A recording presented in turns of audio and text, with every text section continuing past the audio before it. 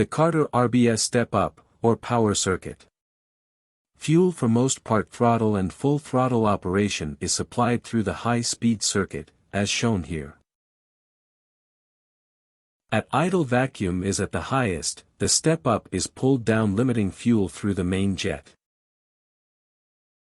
As you throttle up, vacuum is decreased allowing the step-up to pull out of the jet allowing more fuel to pass through. Replacing the step-up rod diaphragm.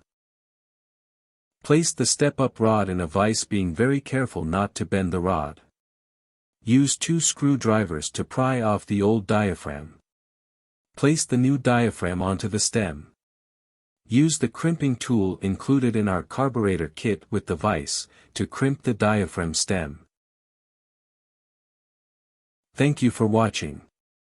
You can get these parts at Mike's Carburetor Parts.